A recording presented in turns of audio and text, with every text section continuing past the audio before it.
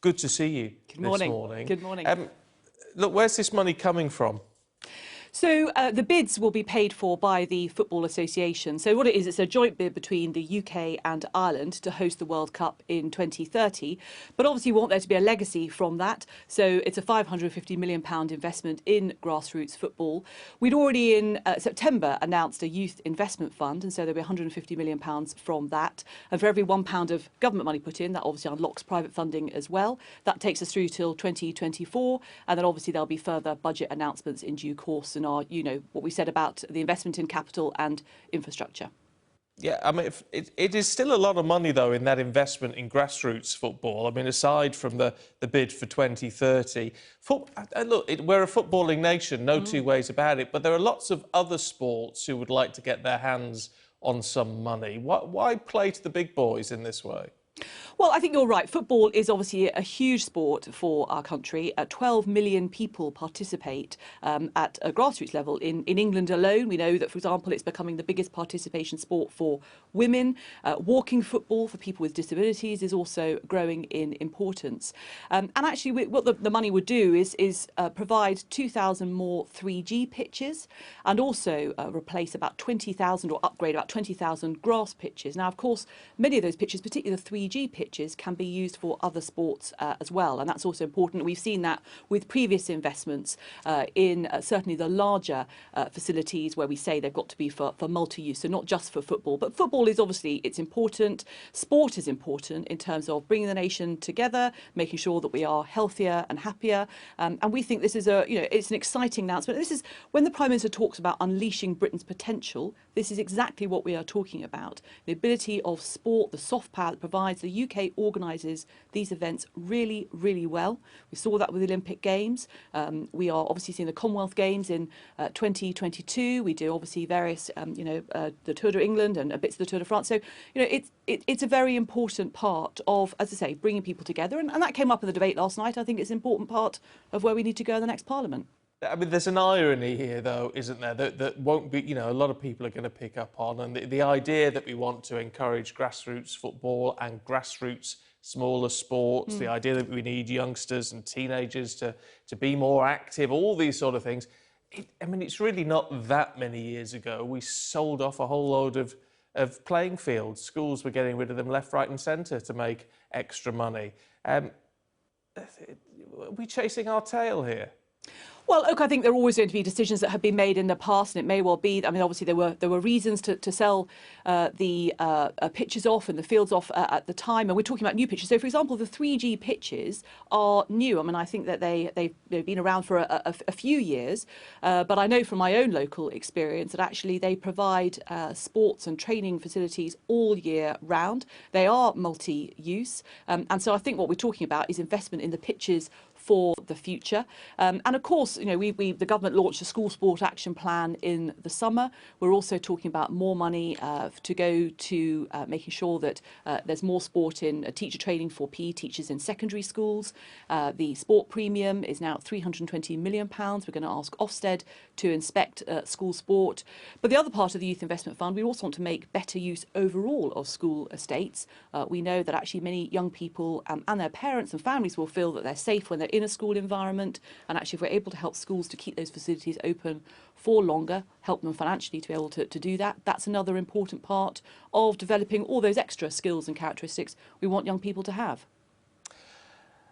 Can we talk about the NHS just for a moment and the document that was being brandished around by Jeremy Corbyn, a week or so ago, in which it was claimed that the NHS was on the table in discussions in post-Brexit talks. I mean, the Prime Minister rubbished it at the time. Now Reddit, the social media group, are saying they've suspended, I think, 61 accounts linked to publishing this report. They say there is some link to some sort of Russian interference. Should we be concerned?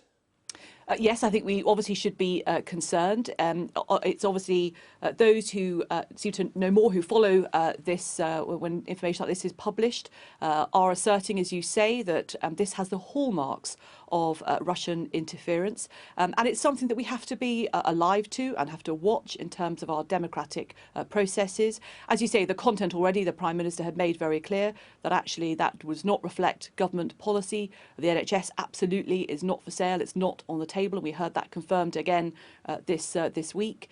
And I think it doesn't become our political debate for documents to be flourished around that don't then support the assertions that are being made. And if this is the result of overseas interference trying to influence elections, then obviously that is a real concern. And it's good to call these things out as quickly as possible.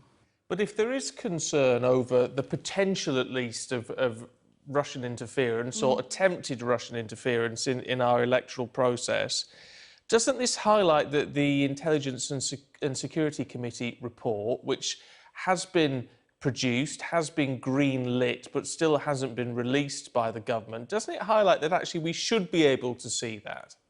Well, the issue with the report is that the way the report's normally, it is sent to government and then it's published to Parliament. And because of the speed at which obviously Parliament was dissolved once the election was called, in order to make sure that the polling day was the 12th of December, which I think was the last feasible date before Christmas, there hasn't been a Parliament to publish that report to. But all I can say is that the government obviously is taking steps. We are very aware of the potential for overseas interference and watching very carefully through lots of different channels as to what potentially might be going on. And as I say, it's important that these things absolutely are called out, and called out both politically, but also called out by those who monitor and spot overseas interference. You mentioned the debate last night, and obviously it's a sort of hot topic and sort of not in the way, because it was a bit of a no-score draw between the two leaders. I think that's probably pretty fair to say. But trust was an issue that came up, particularly with Boris Johnson. And now we have a diplomat who's come forward, Alexandra Hall, who says, I mean, diplomats normally keep their mouths shut. She's quitting her position, saying, I'm at a stage in life where I prefer to do something more rewarding with my time than peddle half-truths on behalf of a government I do not trust. Now, that is a hugely damning statement from someone who is meant to work for whichever administration is in power. Well, firstly, I think it's obviously a matter of regret when a senior official, somebody in the diplomatic service who works the Foreign Office, decides that they don't want to carry on. And she will have obviously her reasons, some of which I think are set out. Obviously, she doesn't go into the detail about exactly what she has felt so concerned and unhappy about. But I think what I would say is, and it's where you started this question, is on the issue of trust. And the biggest breach of trust has been that people voted in this country by a majority to leave the European Union in 2016, and 3.5 years later, Parliament has not delivered on that. In fact, has been paralysed, which is the reason that we're having this election. Brexit, of course, has been difficult and challenging, not just for diplomats, but for many people. But it has paralysed Parliament to the extent that we've not been able to resolve Brexit and not been able to get on to talk about other things. And that's why I think the debate last night, what was clear was the leadership shown by Boris Johnson, got a deal people said he couldn't get. It's going to be approved. We'll get a majority Conservative government. By the end of January, the UK will leave the EU, compared to Jeremy Corbyn, who's not able to say what his position would be on the second referendum that he says he wants. He says he's going to negotiate a leave deal, but it's not clear actually how he will be taken seriously by the EU if he's not then going to advocate for that deal. And then we spend 2020 arguing about two further referendums, one on the EU and one on Scotland, if we had a Labour SNP coalition. That is not moving forward, which is what we want to do as a Conservative government.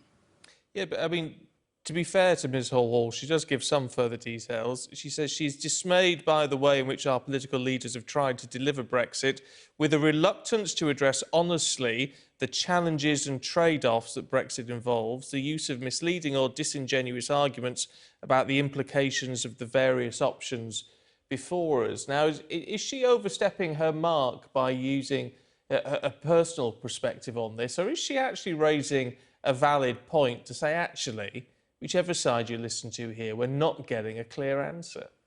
Look, I think she's obviously outlining her concerns, and it is unusual, clearly, for somebody in her position to be quite so open and honest about what the difficulties that she's had, and obviously that's a matter for those in the embassy in Washington, but also in the Foreign Office. But I think what she is getting at is that Brexit is complex, and there have been various many debates. But she talked there about, I think you said about the political leaders not having delivered. I mean, I think there's a frustration on all sides in the country, on the doorsteps, that Parliament was given a task which was to honour the result of the referendum and has not been able to do that. And at the end of the day, it was a simple thing. The country voted by a majority of those voting to leave the European Union, and that should have happened by the 29th of March and didn't. And it's taken the current Prime Minister, Boris Johnson, to go back to Brussels to negotiate a new deal, to then say, we're going to have this election, I want a majority, because that's the way we're going to deliver it and move forward as a country. And I think that is the mark of the leadership that I think that she is looking for. You talk about the current Prime Minister. What about the past Prime Minister, Sir John Major? I mean, it is quite something when a former Conservative Prime Minister cannot back the current Conservative Prime Minister in the run-up to the election. I mean, I wonder if do you have any sympathy for John Major's position, bearing in mind that actually his view on Brexit is surely much more aligned with your own than it is to Boris Johnson? Well, no, on that latter point, that's not correct. I think Sir John is advocating now for a second referendum, which is something that I wholly oppose. That's why I think it's so important we have a clear result next week in the general election, so we're able to move forward, get the bill through the House of Commons and move on in 2020. It's why I absolutely think that the suggestion by the Labour Party of a second referendum is such a mistake. Look, Sir John obviously, was an excellent Prime Minister, very distinguished. Of course, he'll have his opinions. I think what he said was that if he lived in the constituencies of the independents, that he would vote for them. So he wasn't saying don't vote Conservative, but he's absolutely entitled to his opinions. And again, Boris Johnson addressed that head on last night. He said that he and Sir John Major, like the rest of us as Conservatives, would agree on many, many things, but on the issue of Europe and Brexit, there is a difference of opinion. And it's a contrast because Jeremy Corbyn couldn't even utter, I don't think, Tony Blair's name during that debate. And that shows that, yes, as Conservatives, we'll have different views on Brexit, but we agree on many, many other things. Nicky Morgan, good to talk to you. Thank you very much Thank you. indeed.